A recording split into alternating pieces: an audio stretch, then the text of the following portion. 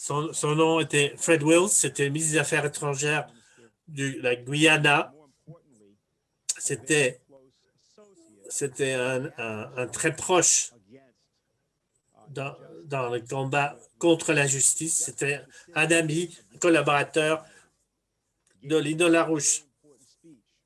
Alors, il a fait un discours très important en 1976 aux Nations Unies en tant que ministre des Affaires étrangères pour présenter la politique de une banque internationale pour le développement pour remplacer la Banque mondiale.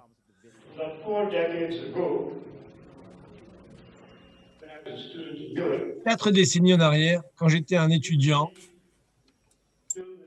en Europe, j'ai rencontré un jeune poète, missionnaire, qui faisait du zèle, qui voulait que l'ancien monde s'effondre et que les sirènes du changement se lèvent pour un nouvel ordre économique mondial. Nous croyions ces jours-là que la vie est l'essence même fondamentale des processus naturels. La vie est devenue est apparue, elle a survécu, elle a grandi, et elle s'est développée. Et nous étions sûrs alors, et je suis tout aussi sûr aujourd'hui, que les conditions actuelles d'existence sont inacceptables. Je dois faire une pause et vous demander de porter avec moi, de me remémorer de tous ceux qui sont tombés dans ce combat pour un nouveau système économique mondial. Ils sont nombreux, mais je voudrais rappeler simplement Indira Gandhi, Gamal Abdel Nasser, Marshall Tito, que j'ai rencontré comme un des piliers de ce qu'on appelait le mouvement des non-alignés. Ils sont morts. Et comme le poète l'a dit, ils n'ont pas vécu vieux, mais ils nous ont laissé grandir, ils nous ont donné leur âge et leur expérience. L'âge n'est pas un problème. Ce n'est pas les années qui nous condamnent. Et au petit matin, une fois que le soleil se lève, on se rappelle de ces gens-là. 3 événements importants que je voudrais rappeler ici. La Première Guerre mondiale, l'avancée technologique généralisée a pris la forme de nage nucléaire. Ça, c'est très important. Secondement, il y a une prolifération de nouveaux États dans le monde. Je vous donne un exemple simplement. En Afrique, il y avait 3 États indépendants en 1939. En 1987, il y en a plus de 47. Il y a une balkanisation de l'Afrique dans toute sa splendeur, qui sont créés, qui ne sont même pas des États-nations, mais on les appelle on leur dit que c'est un État, mais ce n'en est pas. La troisième chose, et c'est pourquoi on est là, et tout ça c'est connecté, c'est l'establishment du système de Bretton Woods dans un petit endroit qu'on appelle le New Hampshire, qui a conclu des traités en 1946. Et je voudrais vous dire cela. Ayant vécu un processus de décolonisation, les termes britanniques, des Français, des Hollandais, des Belges, avec leur colonialisme, a été que nous devions rejoindre le système de Bretton Woods.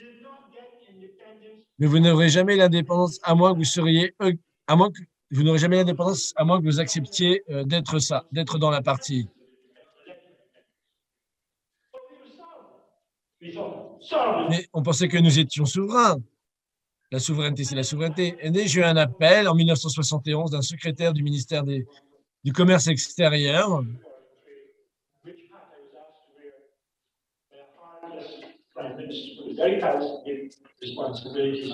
et cet appel, Richard Milius Nixon, pour être tout précis, a pris la décision de séparer le dollar du système de réserve or et de laisser flotter le dollar. Alors que ça devait être 25 $, maintenant ça va être 800 $. Qu'est-ce que ça veut dire? Dévaluation massive. À ce moment-là, il y avait 2 dollars guyanais pour un dollar américain. Ça, c'était le taux de change fixe, mais sans aucune action de notre part. Juste à cause de l'ordre impérial, par un ordre exécutif de Nixon à la télévision, la monnaie de la Guyane et celle du tiers-monde a été dévaluée directement.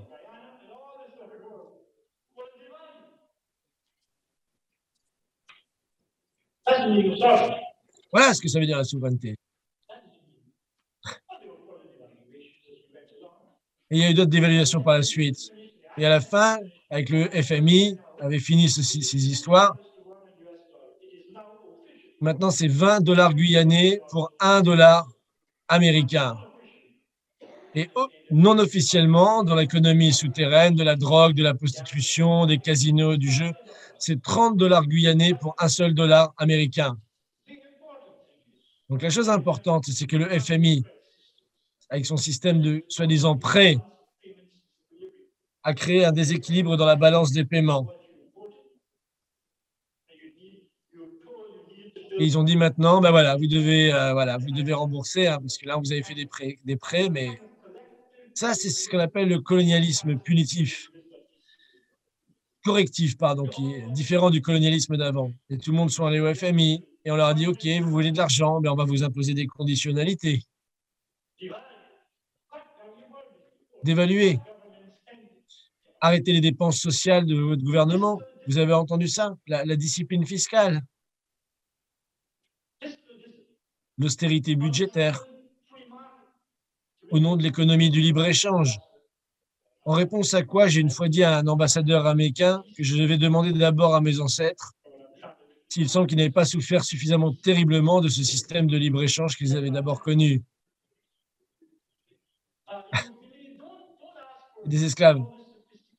Ne demandez pas des technologies sophistiquées dont M. Larouche parle sans arrêt. Là. Non, non, non. Prenez la maxime californienne. Faites vos petites choses. Brûlez de la boue. Prenez des bouts de bois. Faites des trucs avec ce que vous avez.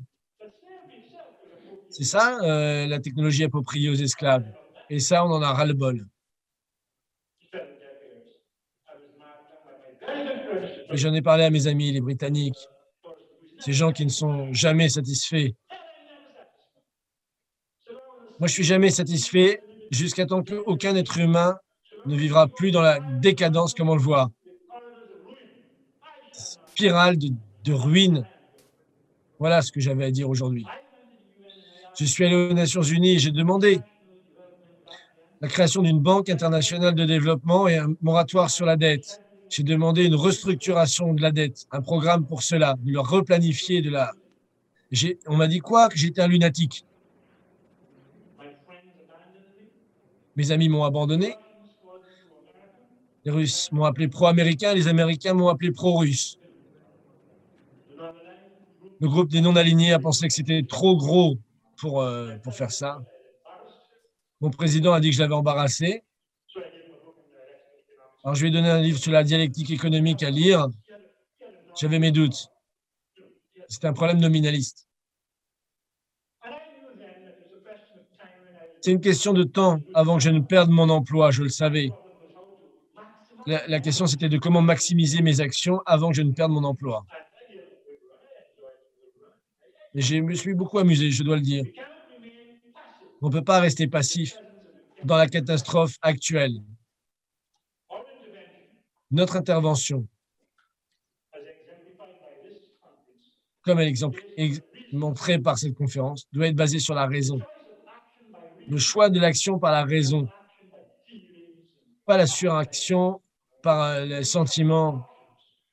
C'est question de choix.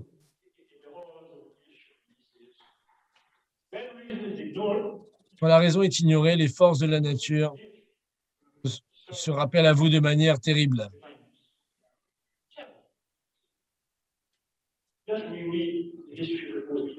Vous lisez juste l'histoire du XIVe siècle, vous comprendrez. On doit avoir confiance dans les nouvelles technologies qui illuminent justement l'horizon de l'homme en ce moment.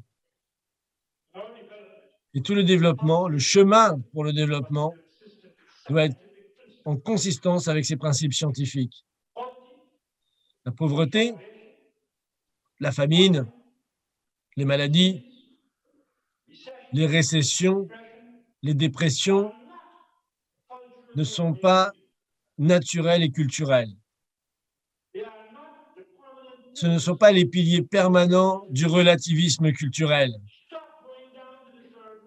Arrêtez d'aller dans le tiers-monde où 80% de l'humanité vit et de leur dire « c'est ce que vous allez faire comme ça. Arrêtez vos conneries. »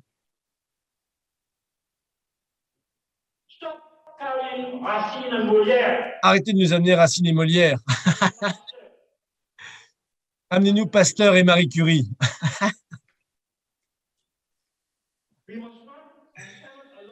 On ne peut pas autoriser la croissance de dégénérer, justement, dans des pandémies sauvages. Je vous le dis à vous. Le drapeau du progrès humain.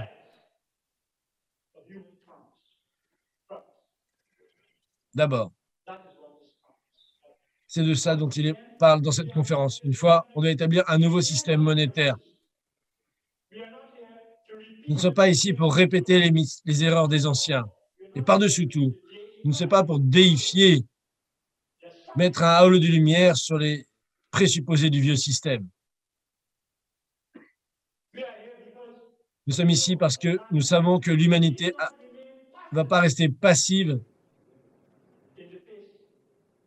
face à l'effondrement imminent. Mais si nous ne le faisons pas, personne ne le fera à notre place. Nous sommes la ligne rouge sur, justement, au niveau de l'abysse du progrès. Si nous perdons, ce n'est pas une bataille personnelle ou une tragédie personnelle. C'est une décision à propos de si l'humanité ou non, la planète aura un futur. Et je vous demanderai, au nom de ce qui se passe aujourd'hui, au nom de ceux qui sont partis, ont été dans ce combat pour un nouvel ordre économique, un nouveau système monétaire et financier, de nouveaux mécanismes de crédit, je vous demande de ne pas nous laisser échouer à nouveau. Merci, Dr. Wills.